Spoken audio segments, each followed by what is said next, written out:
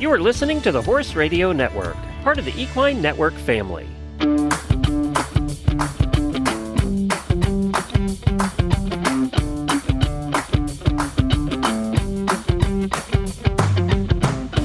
Welcome to this episode of the Business of Practice podcast, where we focus on the business and human sides of equine veterinary medicine. In this episode, we're going to talk to a veterinarian who owns a practice focused on integrative modalities and rehab services, Dr. Marianne Marshall-Gibson, to learn about her practice and recommendations for those in the equine industry considering this option for their careers. I'm your host, Dr. Amy Grice, business consultant and former equine practice owner. The Business of Practice podcast is brought to you in 2024 by Care Credit. Dr. Marianne Marshall-Gibson grew up at her parents' 54-stall hunter jumper and dressage facility in the Chicago suburbs. She began riding at age 6 and later competed in hunters and equitation. She earned her BS degree in materials science and engineering biomaterials at the University of Illinois. She then pursued her MS in cancer biology at the University of Colorado, where she also conducted human cancer research. While earning her DVM at Colorado State University, Dr. Marshall-Gibson also became certified in veterinary medical acupuncture. After graduating in 2014, she completed an internship at Steinbeck Country Equine Clinic in California, after which she did a sports medicine and diagnostic imaging fellowship at Northwest Equine Performance in Oregon.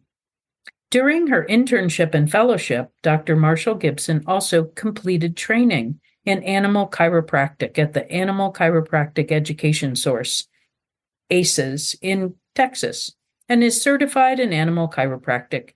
Due to her interest in rehabilitation and performance medicine, Dr. Marshall-Gibson attended the Integrative Veterinary Medical Institute at the University of Florida and completed her certification in equine rehabilitation and performance medicine.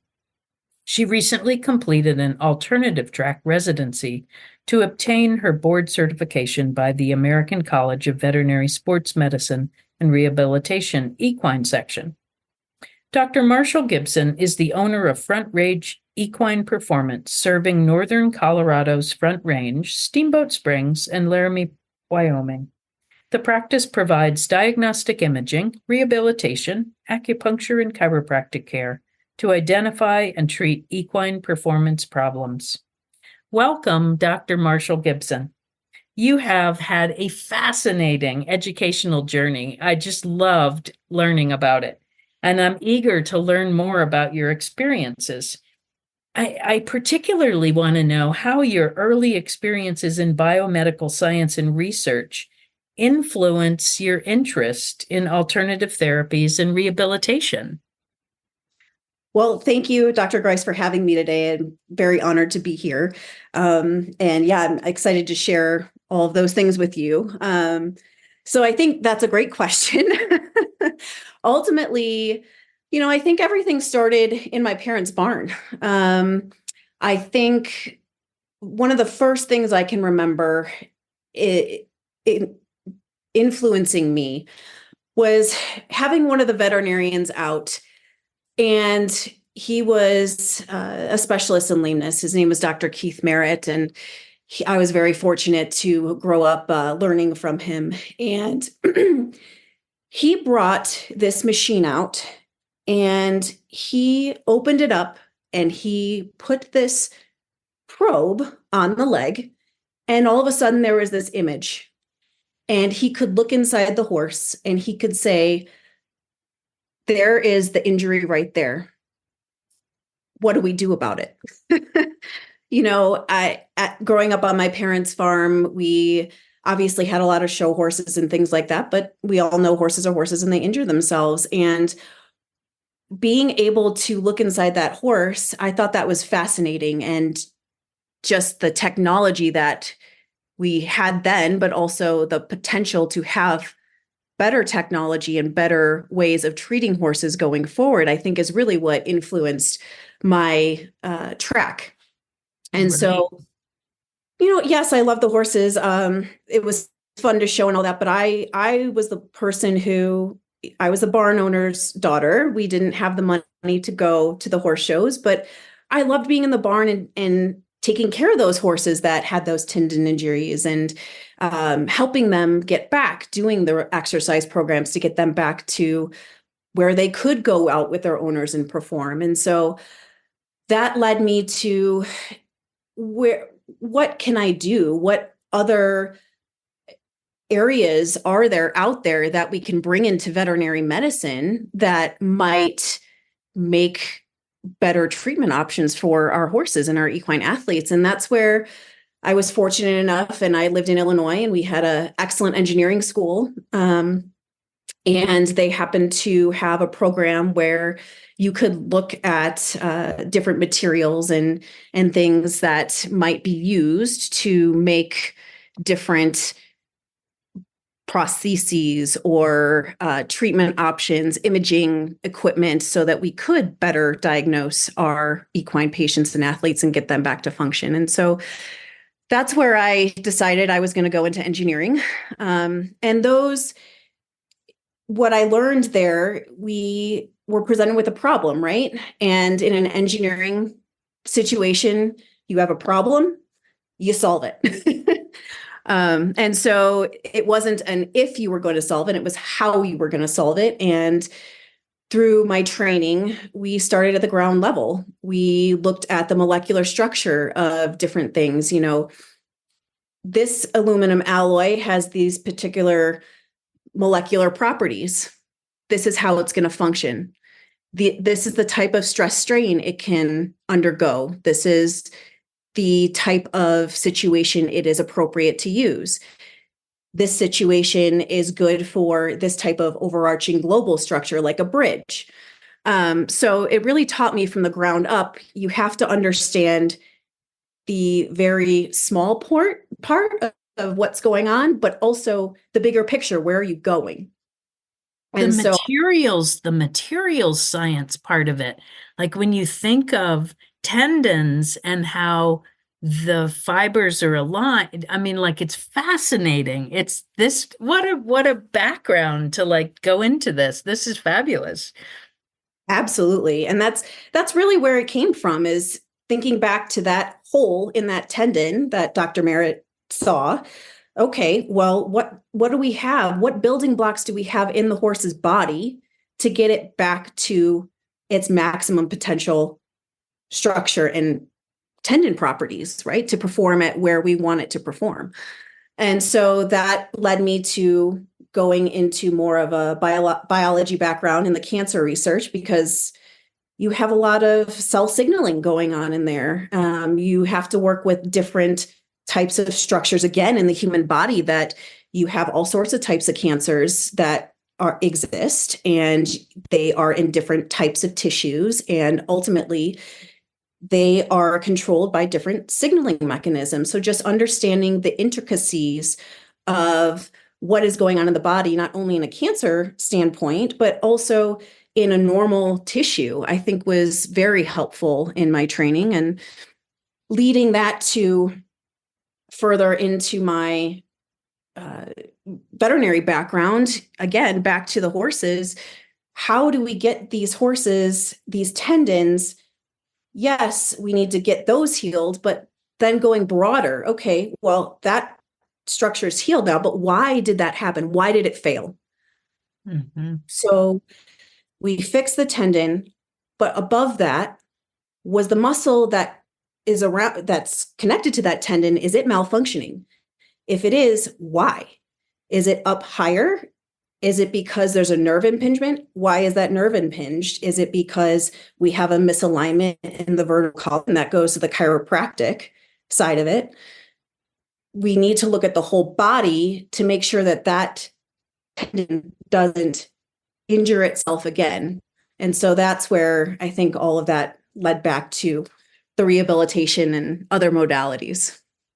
It's so fascinating, and you have such an amazing background now, just having gone through all that education. It must make what you do all the more like exciting and thought, there's so much thought that goes into it. It must be really fun. And how did that lead you into deciding to start a practice that was focused, on those modalities? Yeah, I think that's a great question. I was very fortunate to work with wonderful veterinarians throughout my entire life. I think that a lot of my inspiration came from being able to work with some of the fabulous rehabilitation veterinarians at the CSU sports medicine division, Dr. Melissa King and Dora Ferris and Erin Contino. They've been huge influences in my life. I just remember meeting Melissa for the first time and the way she looked at things just a little bit differently. And also, at that time, they were just starting to kind of incorporate more acupuncture and different exercises for targeting different muscles and things. And that really spoke to me and my engineering background in kind of figuring out exactly what's going on with a horse. And to the point, I had done fabulous internships. I had wonderful experiences, but I hadn't found a practice that really meshed with my values and really meshed with my passion and what I wanted to excel at. And so I think at the time that I started the practice, and I'm gonna go into a little bit different place. I honestly was in a situation where a lot of veterinarians, unfortunately, I think, get into where they were in a little bit of a conundrum. I hadn't found a place to land where I felt I was going to be happy. My husband and I were not financially stable. And I didn't live with my husband at the time, to be honest with you. He was still back in Oregon and I had moved back to Colorado to work at a practice that unfortunately it didn't work out with. And I was a little bit stuck. And I almost left veterinary medicine. Oh my. I was at a point where I just wasn't sure there was a practice out there that existed where I could be happy. Mm-hmm. And so my dad sat me down, and my dad is a wonderful man. He has background in nothing with veterinary medicine, but in finance, corporate finance. And he looked at me and he just said, "Marianne, what makes you happy?" And I said, "I love being in the barn behind the horses, figuring out what's wrong with them and getting them back to where they are comfortable and happy, can do what their owners want them to do. And then maybe they never see me again. That's what makes me happy." And so he said, "Well, why can't you do that?" And I said, "Well, I don't know." Because I'm broke and my husband's not here. Right. And, it's scary. It's terrifying thinking of doing that. But he said, "Well, is there a need for it?" And I said, "Yes." So I ultimately started talking to other veterinarians in the area. I said, "Look, this is what I'm good at. And this is what I'm passionate about." And I just wrote out a business plan with my values and my mission and my vision. And I started from there. And for me, I valued education. And I had always thought about doing a sports medicine residency. I valued that very highly. The people that I respected had gone through the residency program and were diplomates of the American College of Veterinary Sports Medicine and Rehabilitation. I enjoyed the alternative modalities. I thought that they were very promising. Not everybody can afford the gold standard treatment for every horse, but there's a lot we can do with alternative things with Eastern medicine. And And then just having a space where people could bring their horses where I can help them as much as I can. So that's really what drove me to start the practice. And, it was terrifying every step of the way, but we did it. The Business of Practice podcast is brought to you by Care Credit. Care Credit keeps equine veterinarians at the heart of care by providing horse owners with simple, budget-friendly financing options. By helping to bridge the gap between costs and care, Care Credit supports healthy financial relationships between veterinarians and their clients. Clients have a flexible way to pay over time for all types of care, and practices get paid in 2 business days. It's a payment experience everyone can feel good about. What were the most important things you learned in that first year or two? Because nobody starts a business like understanding all the stuff. And so what were like some couple of things that you learned that you were surprised at? Yeah, I think the biggest thing was defining your mission, vision, and values. So important, really, really. It really is. And you got to start there. And I think you have to do it 2 ways. I think you have to do your personal mission, vision, and values. And I tell every young practitioner this: define your vision, mission, and values, and then find a practice where that aligns. So important. So important. Because they exist. They do exist. They do. And then from there, moving that onto the business. This is my business's mission, vision, and values. And they had to align with my personal values for sure. And so I think that is what the core of everything was. And then sticking to it, Sometimes not as easy, huh? It's not. And I think that's where a lot of people, especially, and I struggled with it too, right? Like I said earlier, we were broke, Mm-hmm. So it's easy to get sucked into the, hey, while you're here, I don't want to pay for an exam, but can you inject this coffin joint? Uh-huh. Is that really how I want to practice? Is that the veterinarian I want to be? And the answer is no. I stuck to, we don't do general practice, so I will not carry vaccines on my truck. Mm-hmm. Do not own a dental float. My personal horse, another veterinarian comes in and takes care of, because that is not what I do. So I think clearly defining what your practice is and what it is not, and sticking to it, is the biggest lesson that I learned. And also, every step is terrifying, as I've said, but there is business out there for everyone. Mm-hmm. So I think, don't be scared. It does take time to find your right people, but you have a niche. Every vet is going to click with a certain group of people, and you don't need to be threatened by the other vets out there. They're your friends. They're your colleagues. I think figuring out a way to get along with each other so you can all have your niche and you can all have your clients and all be a happy community.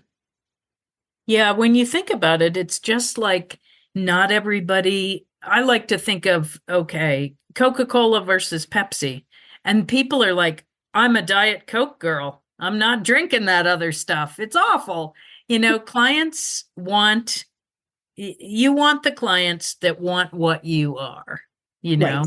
and then everybody's going to be happy. And so I agree with you wholeheartedly. Mm-hmm. How did you structure your practice? Like, when somebody's going to have a practice that's limited to something, like how did you structure that? How did you communicate that? What I did was I reached out to some of the key veterinarians in the area, and I just said, this is what I am and this is what I'm not. And I was very clear in the beginning to my clients, again, this is what I am, this is what I'm not. I wrote down, starting again with my vision, mission, and values. I'm going to be a broken record a little bit on that.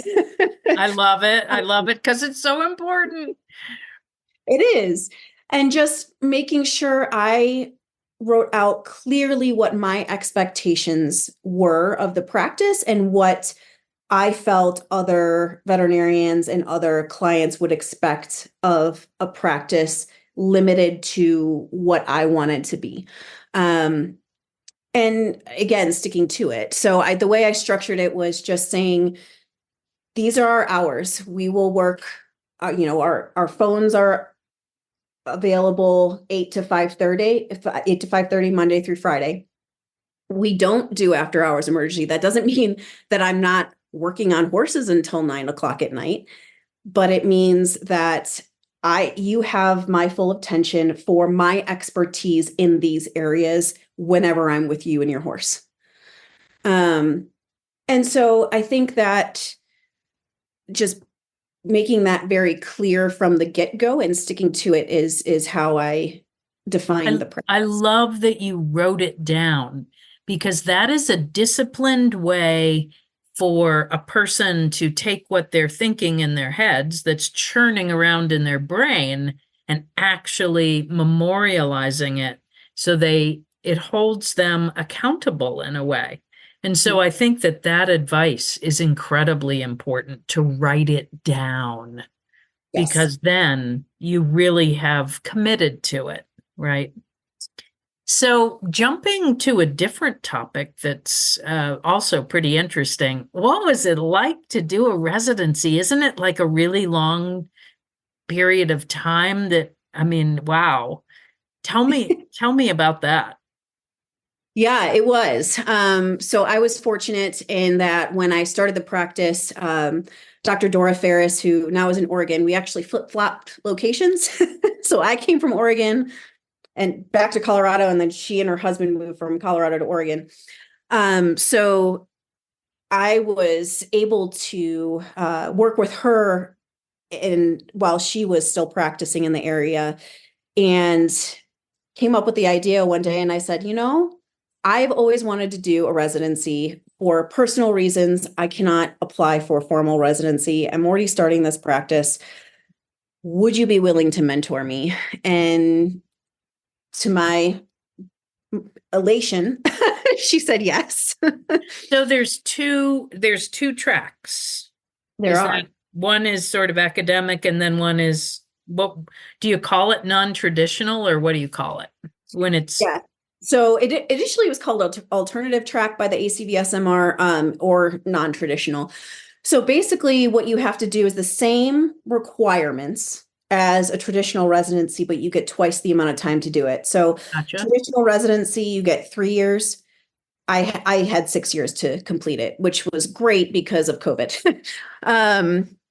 So for me, I still had to spend 6 weeks with an internal medicine specialist, with a surgeon, a separate 6 weeks, another 6 weeks with diagnostic imaging experts, so radiologists, and then a couple of weeks with a boarded anesthesiologist, in addition to many, many weeks, about 36 with a boarded ACVSMR diplomate.